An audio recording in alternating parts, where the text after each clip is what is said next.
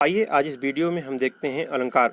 अलंकार एक बहुत ही महत्वपूर्ण चैप्टर है जिसके क्वेश्चन अक्सर आपको गवर्नमेंट एग्जाम में देखने को मिलते हैं।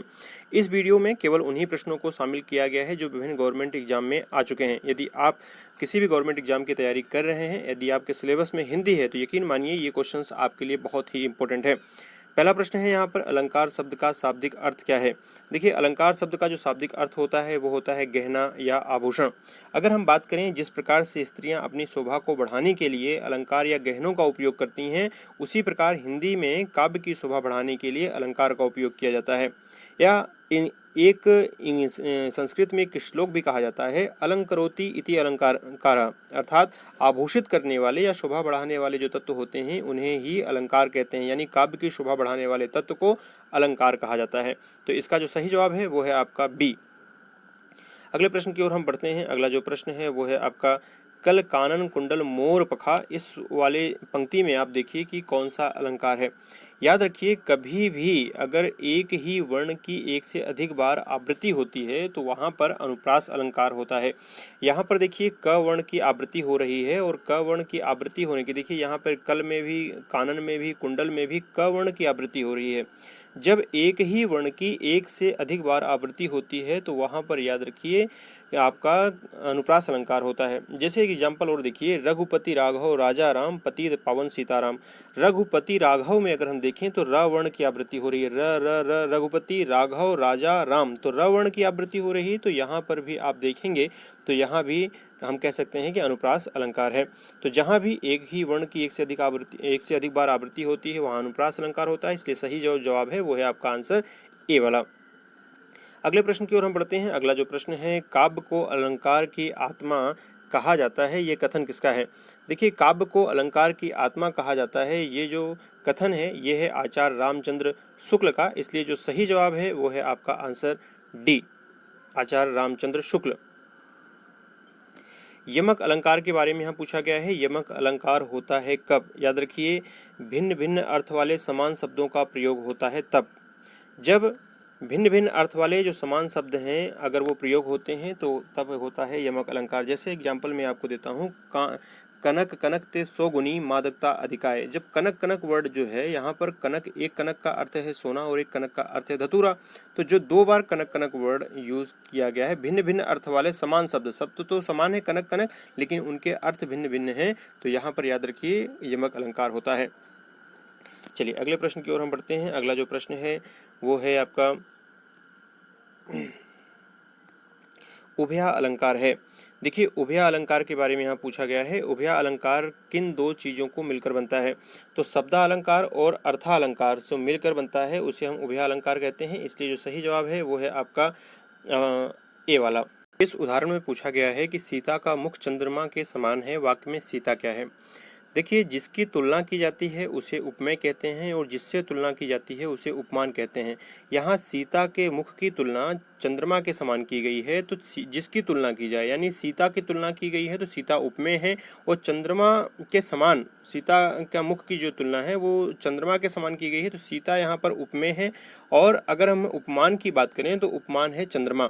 जिसकी तुलना की जाए उसे उपमा, जिससे तुलना की जाए उसे हम उपमान कहते हैं। तो यहाँ पर पूछा गया है सीता क्या है, तो सीता यहाँ पर उपमेय है। इसलिए जो सही जवाब है वो है आपका आंसर ए। अगला प्रश्न पूछा गया है, शब्दालंकार के भेद बताना है। यहाँ पर शब्दालंकार के भेद कौन कौन से होते हैं। याद रखिए, जहाँ पर काव्य में शब्दों के कारण चमत्कार उत्पन्न होता है वहाँ शब्दालंकार होता है। और शब्दालंकार के यदि भेद की बात करें तो तीन इसके भेद होते हैं, अनुप्रास, यमक और श्लेष। और जहाँ पर अर्थ के कारण चमत्कार उत्पन्न होता है वहाँ अर्थालंकार होते हैं। और अर्थालंकार के जो भेद हैं वो है उपमा, रूपक और उत्प्रेक्षा। लेकिन यहाँ शब्दालंकार के भेद पूछा गया है। शब्दालंकार के तीन भेद होते हैं और ये तीनों भेद कौन कौन से हैं आपके, आंसर सी वाला है, अनुप्रास, श्लेष और यमक। चलिए अगले प्रश्न की ओर हम बढ़ते हैं। अगला जो प्रश्न है, जहाँ एक ही शब्द के अनेक अर्थ हों वहाँ पर कौन सा अलंकार होता है। देखिए, जहाँ पर एक ही शब्द के अनेक अर्थ होते हैं वहाँ पर याद रखिएगा श्लेष अलंकार होता है। इसका एग्जाम्पल बहुत ज़्यादा एग्जाम में पूछा जाता है, रहीमन पानी राखियो बिन पानी सब सून, पानी गए ना उबरे मोती मानस चून। ये एग्जाम्पल याद रखिए। इसमें कौन सा अलंकार है, यहाँ पर है आपका श्लेष अलंकार। जहाँ पर एक ही शब्द के अनेक अर्थ हों तो वहाँ पर होता है आपका श्लेष अलंकार। अगला जो प्रश्न है वो है उपमा, रूपक और उत्प्रेक्षा किस अलंकार के भेद हैं। देखिए उपमा, रूपक और उत्प्रेक्षा जो हैं ये अर्थालंकार के भेद हैं और इसलिए जो सही जवाब है वो है आंसर सी वाला। जहाँ पर अर्थ के कारण चमत्कार उत्पन्न होता है किसी काव्य में वहाँ पर अर्थालंकार होता है और इसके 3 भेद आप जरूर याद रखिएगा, उपमा, रूपक और उत्प्रेक्षा। और शब्दालंकार क्या होता है, जहाँ पर शब्द के कारण चमत्कार उत्पन्न होता है और शब्दालंकार के भेद मैंने आपको बताए थे, अनुप्रास, यमक और श्लेष। साधारण धर्म व वाचक शब्द किस अलंकार के भेद हैं। देखिए जो साधारण धर्म है और ये वाचक शब्द हैं ये सब भेद हैं, ये उपमा अलंकार के भेद हैं, याद रखिएगा। जहाँ पर किसी से तुलना की जाती है वहाँ उपमा अलंकार होता है, तो उपमा किसी की उपमा दी जाए तो अगर यहाँ देखा जाए तो ये सब किस में मिलते हैं, ये उपमा अलंकार में मिलते हैं, इसलिए जो सही जवाब है वो है आंसर ए। अगला प्रश्न पूछा गया है, चमक गई चपला चमचम में कौन सा अलंकार है। देखिए कभी भी एक वर्ण की एक से अधिक बार आवृत्ति होती है तो वहाँ याद रखिएगा अनुप्रास अलंकार होता है। यहाँ च वर्ण की आवृत्ति हुई है, चमक गई चपला चमचम, तो यहाँ पर अनुप्रास अलंकार है। चरण कमल में कौन सा अलंकार है। देखिए चरण कमल में याद रखिएगा रूपक अलंकार है। जहाँ पर कोई भेद ना रह जाए दोनों शब्दों में, जैसे चरण कमल यानी चरण और कमल दोनों को एक ही मान लिया गया है। अगर हम बात करें, एक एग्जांपल मैं आपको और देता हूँ कि मैया मैं तो चंद्र खिलौना ले हूँ।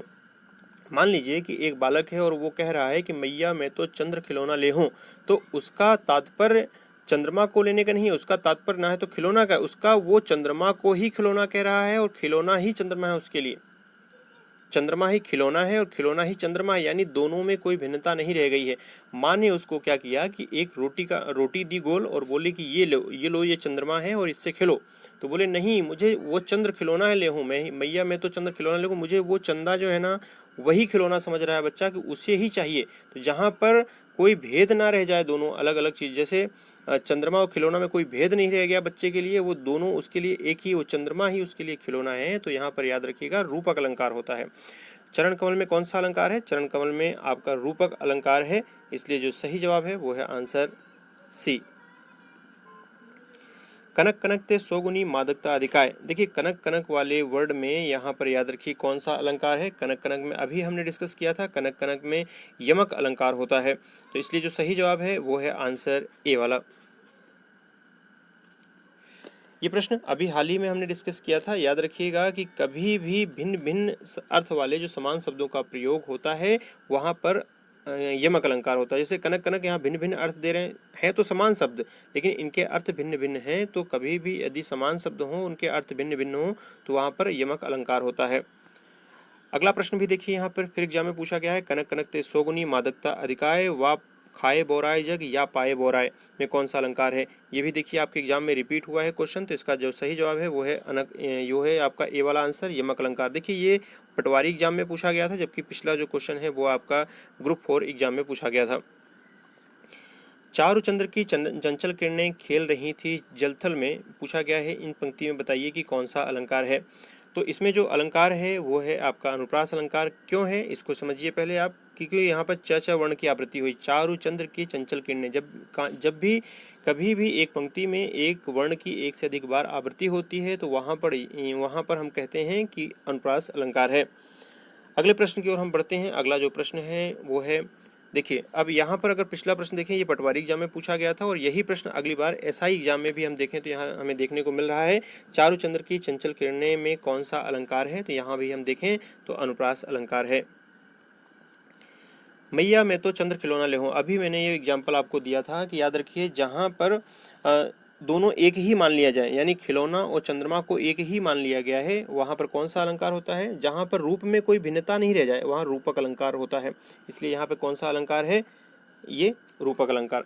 ये जो पंक्तियाँ हैं ये भगवान श्री कृष्ण अपनी मैया यशोदा से चंद्रमा को खिलौना बनाकर खेलने की जिद करते हुए आकाश में व्याप्त चंद्रमा की मांग कर रहे हैं। वे अपनी मैया से कह रहे हैं कि यदि तुमने मुझे खिलौना नहीं ला कर दिया तो मैं तुम्हारी गोद में नहीं आऊँगा। तो यहाँ पर याद रखिए ये जो अलंकार है यहाँ पर कौन सा अलंकार है, रूपक अलंकार है। अगले प्रश्न की ओर हम बढ़ते हैं। अगला प्रश्न है, सोहत ओढ़े पीत पटु श्याम सलोने गात मनो नीलमणि शैल पर आतपु पर्ये प्रभात। अब यहाँ पूछा गया है कि कौन सा अलंकार है, तो याद रखिए यहाँ पर उत्प्रेक्षा अलंकार है। उत्प्रेक्षा अलंकार की एक सिंपल सी पहचान आप याद रखिएगा, मानो, मनहु, जानो, जनहु, ये कुछ पहचान होती हैं। तो यहाँ देखिए मनो शब्द लिखाया गया है ना, मानो, मनहु, जानो, जनहु, ये शब्द अगर मिल जाएं तो वहाँ पर उत्प्रेक्षा अलंकार होता है। अगला प्रश्न यहाँ दिया गया है कि काव्य में जब शब्द विशेष के कारण चमत्कार उत्पन्न होता है तो वहाँ कौन सा अलंकार होता है। काव्य में जब शब्द विशेष के कारण चमत्कार उत्पन्न होता है तो वहाँ शब्दालंकार होता है, तो इसलिए आंसर बी वाला सही है। किस अलंकार में मनु, जनु, जानो आदि वाचक शब्दों का प्रयोग किया जाता है, तो अभी हमने पिछले क्वेश्चन को डिस्कस किया था। तो याद रखिए उत्प्रेक्षा अलंकार की ये पहचान है, मानो, मनहु, जानो, जनहु, ये जो शब्द हैं ये सभी उत्प्रेक्षा अलंकार के पहचान है। इसका सही जवाब है सी। एक प्रश्न मेरा आप सभी के लिए है कि हिंदी जो शब्द है वो किस भाषा का शब्द है, ये आपको कमेंट करके मुझे बताना है। और आपने मेरी पिछली वीडियो में भी काफ़ी लाइक, कमेंट और शेयर किए वीडियो को, और इस सब के लिए आपको बहुत बहुत धन्यवाद। आशा करता हूँ ये वीडियो भी आपको ज़रूर पसंद आई होगी। आपको वीडियो कैसे लगी कमेंट करके ज़रूर बताइएगा। बहुत बहुत धन्यवाद। Thank you so much.